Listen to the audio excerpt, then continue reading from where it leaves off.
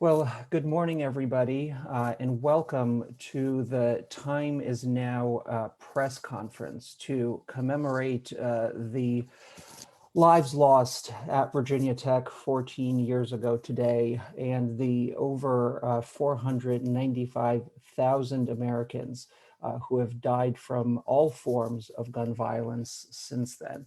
The Time Is Now Coalition is a broad coalition of gun violence prevention organizations and community groups that have come together to urge the Congress, the Senate, and of course the President to prioritize gun reform. We come to you, of course, after a week of gun tragedies, including just yesterday in Indianapolis, Indiana, where we have had another mass shooting, the 165th mass shooting this year, according to the Gun Violence Archive. It appears that a shooter in a FedEx facility killed 8 people and injured 4. We also, of course, commemorate and think about the death of Adam Toledo in a police-involved shooting in Chicago, and Dante Wright, who died in a police-involved shooting in Brooklyn Center, Minnesota. Before we begin, I just ask you all to take a moment of silence to remember all of the lives lost.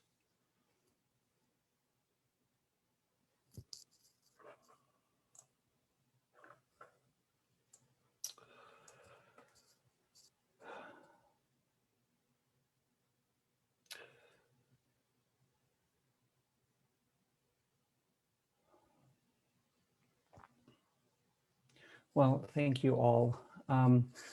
Just a quick housekeeping note. I'm going to introduce our speakers one by one. They will speak for about 2 to 3 minutes, and then we will open it up for questions.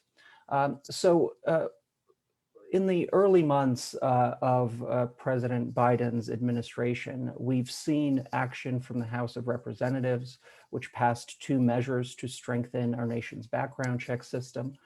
We saw the president take 6 key initial steps to help reduce gun violence in America, as well as include a $5 billion commitment to fund evidence-based community violence prevention and intervention programs.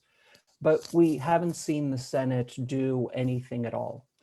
And so all of us have gathered here today to underscore that the time is now for the Senate to act, and the time is now for all of us to publicly hold our elected officials accountable, to live up to the promises they've made on the campaign trail, to prioritize and to advance this issue.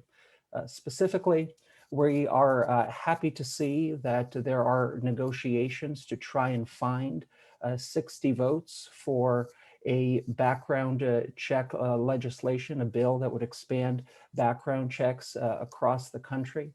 But we also recognize that any final bill should be a robust measure, and that if senators fail to find 60 votes, then the Senate Majority Leader must move to reform the filibuster and allow these life-saving measures to come to a vote through a simple majority.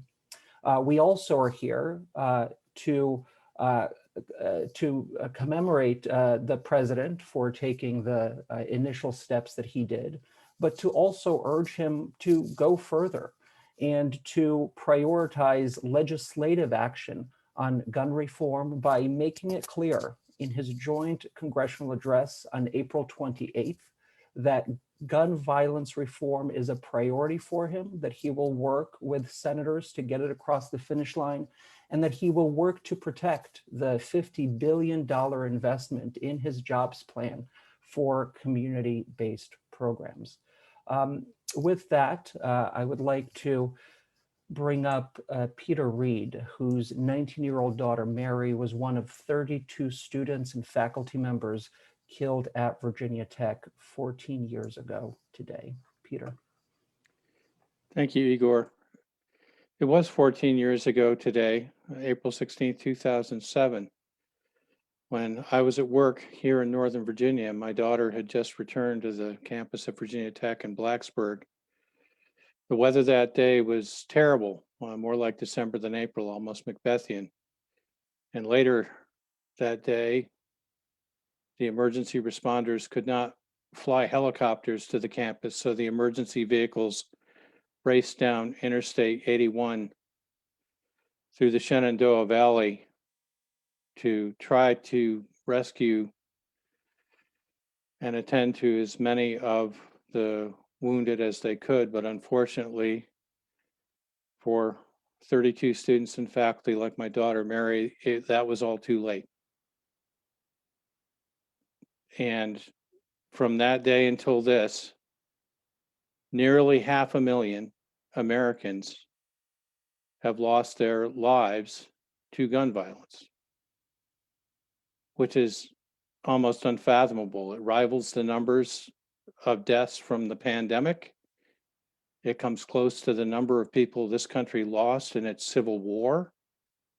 And it's a toll that's completely unacceptable. It falls disproportionately on people of color, Black and brown Americans, and it has to end. The time is indeed now to act, but the time has been now to act for years, for decades. Too many people have lost their lives. Too many people have survived with physical, mental, emotional wounds, and far too many American families live with the absence of a loved one that they should never have to live with. I sat in the gallery in 2013, nearly on this date, and watched the Senate fail to even consider minimal gun legislation. And Lori Hawes, a fellow Virginia Tech parent, actually spent time in the Capitol jail for calling out their shame at that time. We have an opportunity now for the Senate to act and follow the president's lead. And the United States Senate needs to take it. I saw that my senators, Tim Kaine and Mark Warner, have introduced gun violence prevention legislation modeled on what we've done successfully here in Virginia. I applaud that. We need more of our senators to show that kind of courage. Tim Kaine, who was governor at the time of the Virginia Tech shooting, has said it's the great unfinished work of his public life to see this kind of legislation passed in the United States Senate.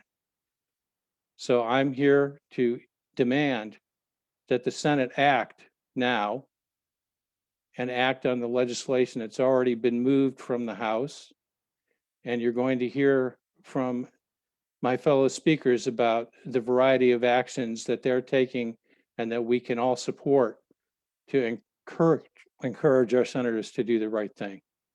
So in memory of my daughter, in memory of the victims of Virginia Tech and all the victims of gun violence from that time until this, and even before, I'm asking everyone listening to act and to tell your senators the time is now to act. Thank you.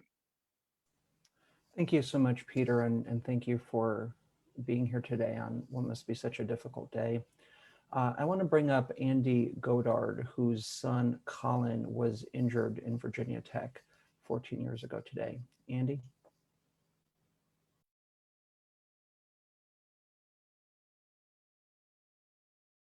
Oh, Andy, You need to unmute, Andy. Yourself, Andy. Okay, start again. Yes, my son was shot 4 times at Virginia Tech in his French class, but he was lucky to survive. Unfortunately, too many of his colleagues and faculty were not so lucky. I got into gun violence prevention because of a mass shooting, but I've stayed in gun violence prevention for the last 14 years, not because of mass shootings alone, but because of what happened to our family is happening to way too many other families in day-to-day shootings that go unheard in the news or even in the newspapers. It's that work that's taken me to the work at the Virginia state level. And I'm lucky to live in Virginia because after 13 years of work, Virginia has finally gotten the House and Senate and the governor to pass legislation, which now we would like the federal government to mirror. We've actually stepped out ahead of the federal government on this. And I have to say that I can hear in my head now people saying, oh, there they go again. They're dancing in the blood of victims because they're talking about gun violence the day after a mass shooting. The truth is, we talk about gun violence prevention every single day. What happens is that mass shootings occur on the days we're talking about gun violence, not the other way around.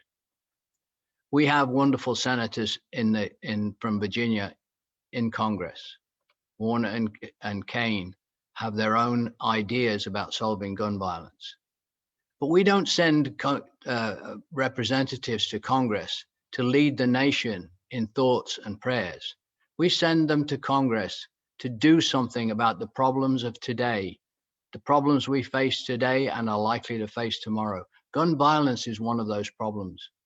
And now is the time to do something about it. I don't want to hear from Congress that you have sympathy, that you have prayers for our inconvenience and our loss. I want to hear what you're going to do to actually answer our pleas to do something. This is not going to be a single one-off piece of legislation that's going to solve the problem. Gun violence is too complex and has too many different facets. We need a whole array of actions, each one targeted specifically to one particular part of gun violence. And we need you to act now. It's not just about mass shootings, it's about the huge number of people who die every single day. Oh, more than 100 will die today. More than 100 died yesterday. More than 100 will die tomorrow. We have a mass of shootings every single day in America, even on the days that we don't have a mass shooting. So please, show us what you can do. We're not a nation that shies away from difficult things. We have led the world in many, many difficult things. Let's do something about gun violence, and let's do it soon. Thank you. Thank you so much, Andy. Thank you for your powerful words and your important work in Virginia, a state that shows us that you can, in fact, pass strong gun reform measures. I'd like to bring up Abby Clements. Abby is a longtime teacher, activist, and survivor of the Sandy Hook shooting. Abby? Thank you. Hi, everyone. I'm so honored to be included among the relentless change makers who are speaking and watching today. I've been a teacher for almost 29 years for kids in New York, Texas, and Connecticut, city kids, suburban kids, kids on free lunch, immigrant kids, kids in foster care, kids in abusive homes, kids with drug-addicted parents, kids with incarcerated parents, kids with every resource at their fingertips. As teachers, we first and foremost promote safety, wellness, and care. What a daunting task. But add easy access to firearms into the mix of poverty, food and shelter insecurity, unemployment, unhealthy relationships, depression, substance abuse. This is where our government has failed families by failing to invest in underserved communities and failing to pass life-saving reforms to reduce instances of gun violence. Before December 14th, 2012, I didn't know that legislators were bought and paid for by the NRA, or how easy it was to buy a firearm or ammunition, or that Americans are 25 times more likely to be killed by a gun than citizens in peer nations. Nor could I ever imagine we'd be arming teachers in this country or forcing students and educators to endure inhumane active shooter simulation drills, including virtual ones this past year, that are neither trauma-informed nor age-appropriate. Children endure these drills because parents and administrators are afraid of another school shooting. Shockingly, these drills, some of which include fake blood and simulated death, replicate the frenzy, the confusion and abject fear of a real active shooting. They're put in place to placate our fears, all the while perpetuating them. on our children because adults are unwilling to address gun violence through federal legislation. On Friday, December 14th, 2012, my students and I were in the second classroom on the right of Sandy Hook School. The shooter turned left. We heard all 154 shots. My students huddled into their coats into each other. I tried to sing, read books to distract them so they wouldn't be traumatized later. I opened the door to the police banging and yelling, didn't really believe it was police, but my students did, and we were rushed out in a frenzy. We passed state police in ready positions screaming at us to hurry. They didn't know there was only one perpetrator and it was still an active scene. There was nothing I did out of the ordinary that day. He just turned left and we were right. 26 educators and first graders didn't get out. I will never forget, and I will never stop demanding for more action on gun violence prevention. We can and must do so much more. I'm so very sorry. My students who ran to the firehouse with me that day are in the 10th grade now. Some of them are asking the question, why haven't we fixed this yet?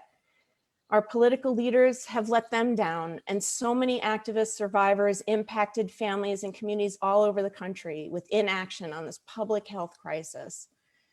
Guns are a leading cause of death for young people. Children are exposed to gun violence in schools, face armed domestic violence at home, and are at risk for unintentional shootings and firearm suicide. 4.6 million kids live in homes with unsecured guns.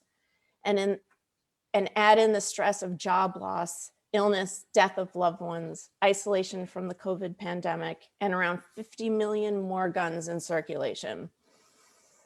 Schools are opening back up, and teachers and families are afraid of increased firearm tragedies, including mass shootings in school and outside of school. Dear Senate, dear President Biden, the time is now to do more to protect our kids and their families by acting on federal reforms to tighten our nation's lax gun laws. This is supported by more than 90% of Americans. Thank you. Thank you so much, Abby. Thank you for being here, and thank you for fighting for this for so many years. I want to bring on Max Markham. He's the policy director for March for Our Lives, and he'll talk more about how gun violence is impacting young people across the country. Max? Thank you, Igor, and thank you to everyone for sharing your stories, all of our survivors and activists for the leadership that you didn't choose, but still step up to the plate to do every day. My name is Max Markham. I'm the policy director for March for Our Lives. March was founded by survivors of the 2018 shooting at the Marjory Stoneman Douglas High School in Parkland, Florida, which claimed the lives of 17 people, including students and school staff. In response, students and young people from all over the country organized one of the largest mobilizations in history and the largest activation against gun violence in history to show our power and show our opposition to the gun violence epidemic that has cost hundreds of thousands of lives over the last 15 years. Young people are fed up with the status quo. We're fed up with living in fear of being shot in school, on our way to school, in communities, in places of worship, in the home. Since the March, our movement nationwide has been working to ensure gun violence prevention becomes a priority in Congress and in the White House. And while we were thrilled to join President Biden in the Rose Garden last week as he announced historic executive actions and investments into community violence programs, he knows, and we know, that this alone will not stop this epidemic of gun violence. Young people across our movement have been working to ensure that gun violence prevention, and namely saving lives, becomes a priority in Congress. We mobilized in 2018 and in 2020 and shattered voting turnout records in midterm and presidential elections. We made our voices heard at the ballot boxes, and the time is now for our legislators, and particularly the Senate, to move forward on key pieces of legislation that have bipartisan support. It should not be the case that we continue to live in fear in our own communities. It should not be the case that when I sit down at a lecture hall in my law school, I have to think about how close I'm sitting to the door in case someone walks in and begins shooting and I have to hide. And it should not be the case that there have been no changes to our gun laws for almost the entirety of my lifetime. The COVID pandemic has laid bare the need for common sense gun reform. As you've heard, rates of firearm death are rising among children and teens in particular, and firearms are now a leading cause of death among youth and particularly young men of color. Federal gun laws are rife with loopholes and contradictions that have been severely weakened by the gun industry, which has been shielded from liability for too long. We at March recognize that there must be a comprehensive approach to ending gun violence in all its forms, starting with the communities that are most deeply impacted, and particularly taking leadership cues from Black and Brown-led organizations who have been working on this for decades. We also recognize, and it bears repeating, that police violence is gun violence. We cannot let this conversation fade away. As a Black man, I am tired, I am fearful, I'm frustrated. Every day for the past week, it seems like we've woken up to a new video depicting deadly force being used against people who look like me or who could have grown up to be me. Our trauma is not for consumption, and we should not have to keep grieving like this. We must call this what it is, a public health crisis, both the epidemic of gun violence and the epidemic of structural racism in this country. We can't wait any longer, and we won't accept platitudes and compromises that fall short of the robust provisions needed to address these systemic issues. And so we call on the Senate to take action to save lives. Otherwise, the cycle of death will continue. So the time is now. The Senate must act. Thank you. Thank you so much, Max.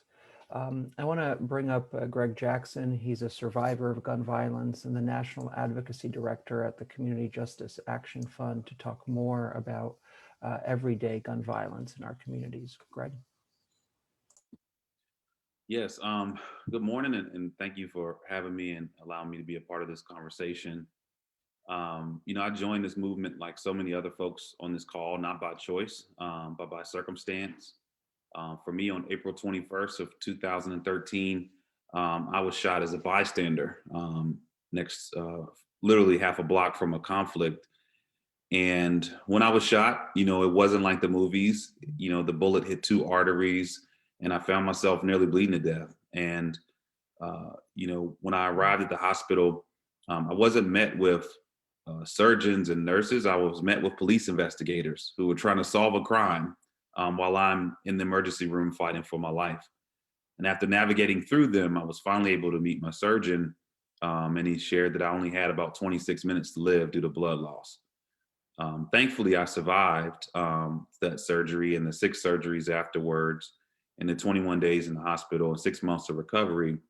But I'll never forget 2 major things in the hospital. One was, in between the medication, turning on the news and watching the political lack of action of the Senate. Literally 3 days after they refused to take action, I was laying in the hospital watching the coverage and watching how members of Congress were talking about the issue of gun violence like any other political issue or political priority, but not realizing that people like me were literally fighting for our lives, and lack of action is what allowed us and led us to be there.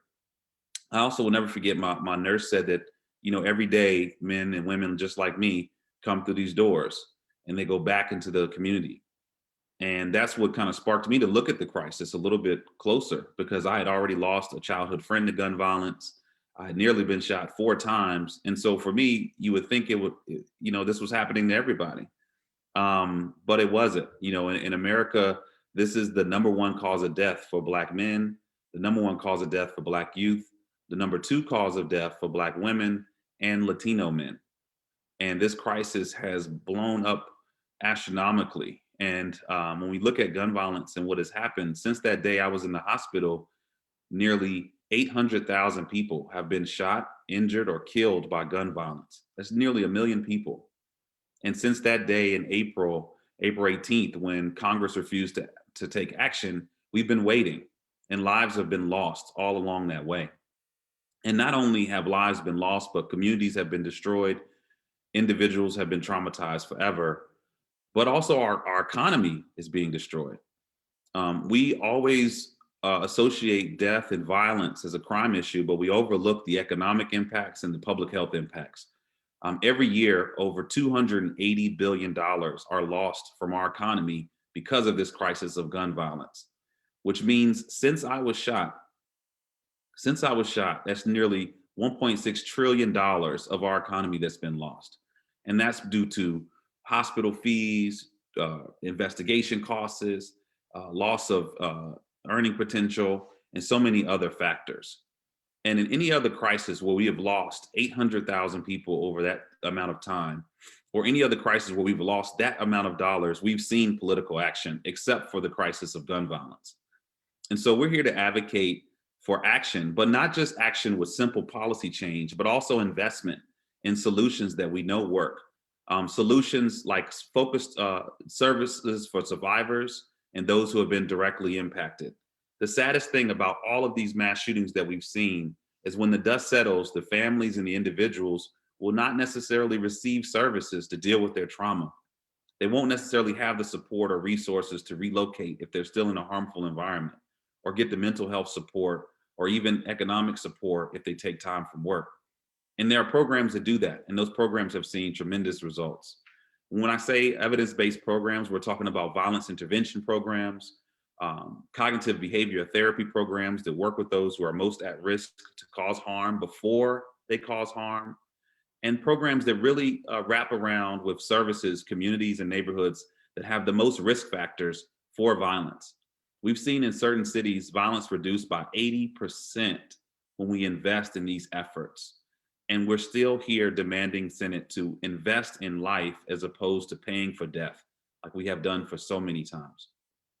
So we're here demanding for action. And I just want to thank all of the Virginia Tech folks here. Colin Goddard, who was a survivor of gun violence, was the first survivor I met when I was released from the hospital. And I'll never forget what he said to me. He said that, you know, your life will never be the same, never. But it doesn't mean that it has to be a bad life. And so take this chance, this second chance, and bring about change with it. And that's what sparked the fire for me in so many ways. And I hope that all the survivors that are tuning in will look at this opportunity to activate, to continue to advocate, and hopefully the Senate will know that they have a second chance to do right after that terrible time in April when they refused to take action in 2013. So we thank you again. I thank you. The time is now. Thank you to the leaders here. And I hope and pray that the Senate takes action, understanding how large the stakes are. Thank you. Thank you so much, Greg. I want to bring up Chris Brown. Chris is the president of Brady, and she's going to discuss the process of passing the Brady background checks and the need to build up on that strong foundation. Chris? Thanks so much, Igor. I also want to say thank you so much to Abby, to Andy, to Peter, and to Greg as survivors, those who tragically, Peter, have lost family members due to gun violence. It's frankly appalling that we have so many survivors across this country, literally millions of survivors across this country, who are in a situation to have to lift their voices, because what we've gotten from too many senators and previously members of the House of Representatives were thoughts and prayers after one tragedy after the next. And I think what you heard today from the incredible leaders and speakers that we have is the time is now. We've had enough. I woke up to news of another mass shooting in America last night, and thinking about this somber anniversary today, marking 14 years since the mass shooting at Virginia Tech, which you've already heard about. That day will forever live in my mind because I am a Hokie. I graduated from Virginia Tech. I had friends who were teaching in that building just a few classes away from the shooter. And too many people across America now wake up every day to that kind of news. And they also wake up to news like we saw 8 years ago, when the Senate failed to pass needed reforms after the mass shooting at Sandy Hook. The shooting last night underscores exactly why we cannot accept such inaction again. I work for Brady, the organization named for Jim and Sarah Brady, who helped to pass the Brady Bill, which created the National Brady Background Check System. For many today, that feels like ancient history, but we cannot forget that it took Jim and Sarah years and multiple failed attempts, 6 to be exact, to get that important law through. We need to view our work through the same lens. We're still pushing for needed reforms because they'll save lives, and we can make them happen. We have a gun violence prevention majority in the US Senate, US House of Representatives, and the strongest gun violence prevention champion ever to occupy the Oval Office in President Joe Biden. There are myriad actions that both chambers can take. In fact, numerous common sense gun bills have been introduced in both chambers, from regulatory changes around dealer enforcement to a ban on assault weapons. Gun violence prevention remains a focus for this Congress. We would like to see Congress continue to fund an increased funding for research into gun violence, which the House included in 2019 for the first time in over 20 years. And as President Biden said in the Rose Garden last week, Congress must repeal the Protection of Lawful Commerce in Arms Act, PLACA, that provides immunity, ostensibly, to the gun industry for lawsuits related to their own negligence. Congress must repeal the Tiahrt amendments, these series of riders that stops ATF from doing its job. Importantly, President Biden did include $5 billion in funding for community violence prevention in his historic American Jobs Plan. We applaud him for that. That is a huge step forward. Congress must include that funding and ensure that it becomes law. It's arguably the largest funding for gun violence prevention in our nation's history and will address the root causes of violence in communities all across the country. The shooting in Indiana underscores why we need change. We cannot keep waking up to these tragedies. While we are still learning the facts in this case, Indiana's permissive gun laws should give all citizens and businesses pause. In fact, Indiana guns at work laws prevent employers from keeping guns off of their premises by entitling lawful gun owners to keep guns in cars in parking lots. That kind of law and other laws across the country like it tie businesses' hands when it comes to instituting common sense public safety measures. Brady will help to represent any businesses in Indiana who need help instituting common sense gun policies. I want to make that clear. What we know now, more than anything though, against the backdrop of this tragedy at Virginia Tech 14 years ago, against the backdrop of the tragedy in Indianapolis, is that we experience a mass shooting every day in this country.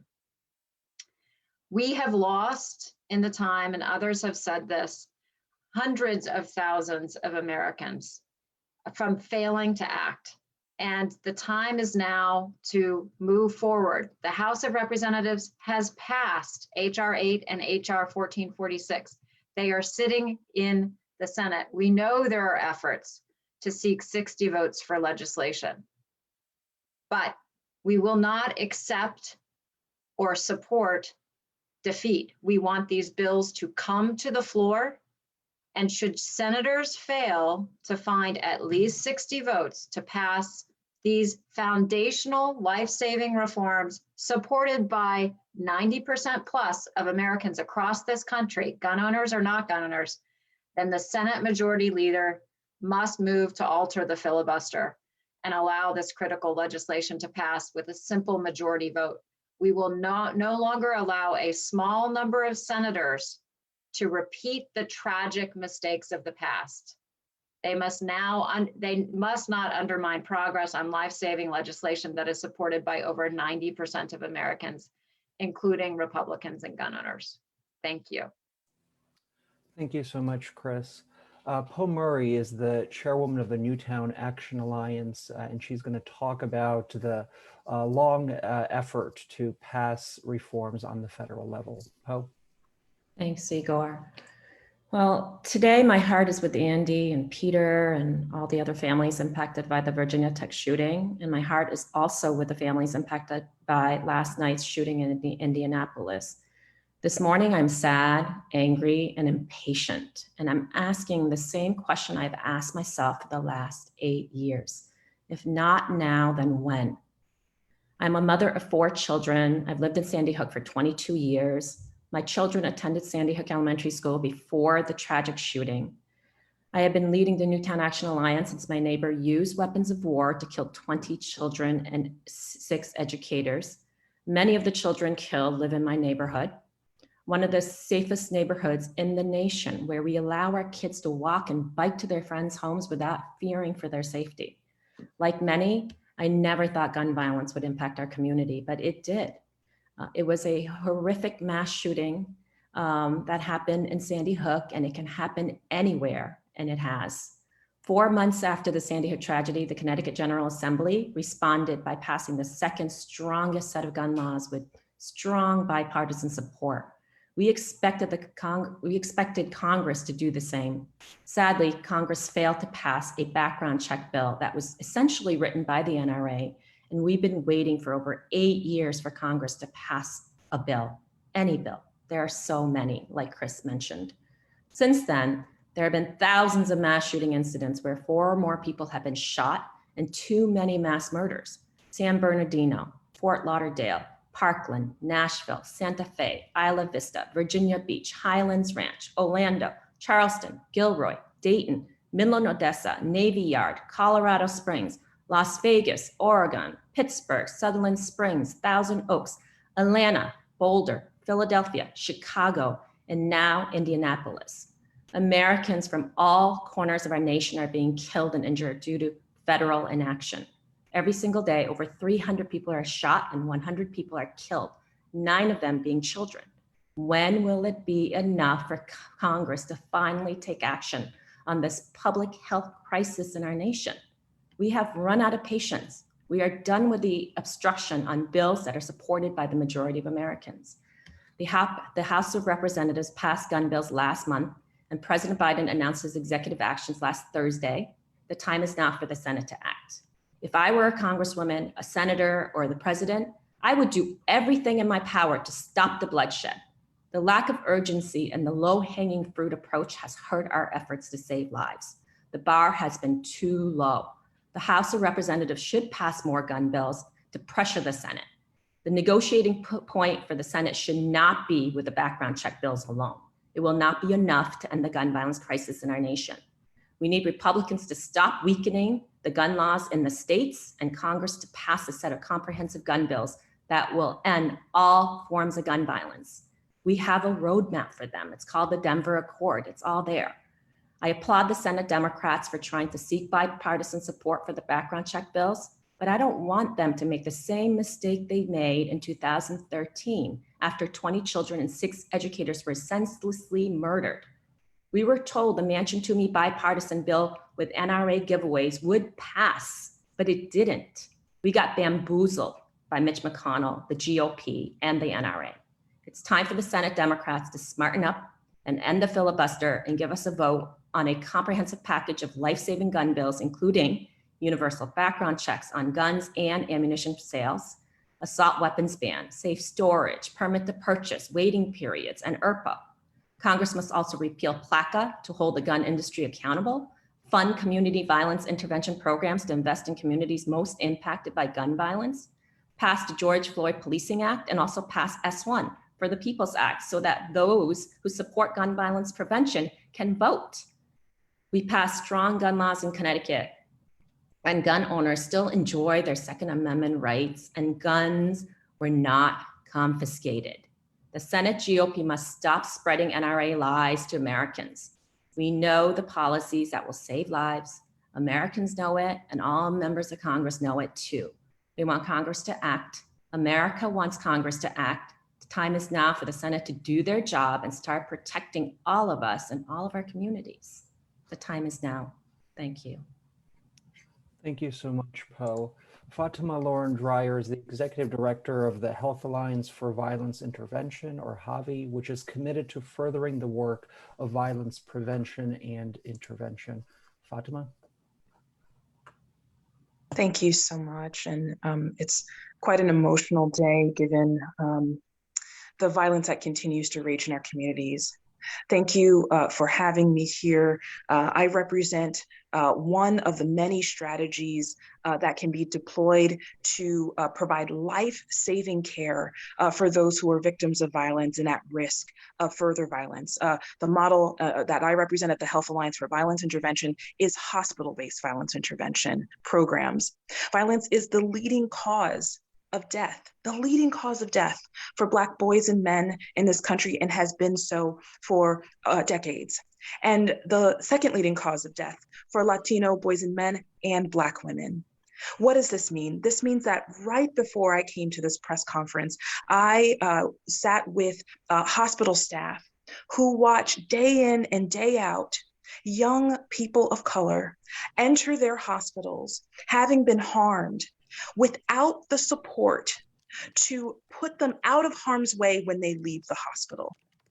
What it means is that for thousands, hundreds of thousands of people who are directly in the crosshairs of violence every day, that we are aware of, that we know are in harm's way, we do not have a program or an infrastructure to support them. We've not hired a workforce that can help mitigate and mediate conflict in community and address the deeper root causes of violence, which are often an inability for people to meet their economic needs. We know this. We understand that violence has root causes that we can address and reduce violence significantly in communities. We have an opportunity today.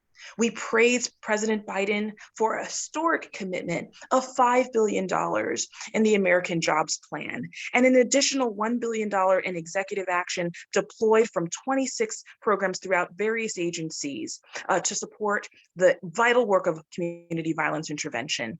The time is now to indeed act to help pass this as part of the American Jobs Plan and ensure that we can bring that life-saving care to communities. Thank you. Thank you so much, Fatima, and thank you to all of our speakers for participating in our press conference. As we wait for questions to come in, I just want to underscore that this coalition will not rest until our elected leaders live up to their campaign promises and follow through on prioritizing and passing life-saving legislation. This means for the Senate to maybe find 60 votes on a strong and robust measure to expand background checks across the country. If that's not possible, the Senate Majority Leader absolutely must modify the filibuster in order to allow these measures to pass with a simple majority. And while we certainly celebrate the president for the key initial steps that he's taken, as well as the $50 billion investment in community violence intervention programs that is part of his jobs plan, the president, as he promised on the campaign trail repeatedly, must work directly with senators to bring measures to a vote and ultimate passage. And he could prioritize and should prioritize legislative reform on gun violence prevention by directly addressing this issue at his joint congressional address on April 25th. With that, we'll just wait a moment for any questions that come in.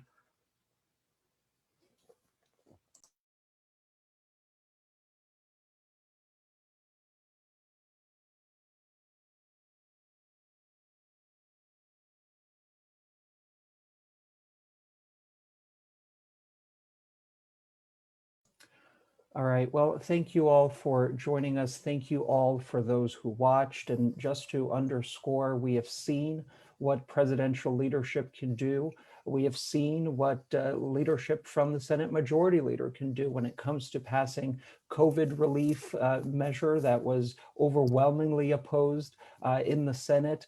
These are two leaders who have a proven track record, and we are asking them to use their years of experience and their leadership to get life-saving critical measures across the finish line. Thank you all so much. Thank you. Bye. Everybody.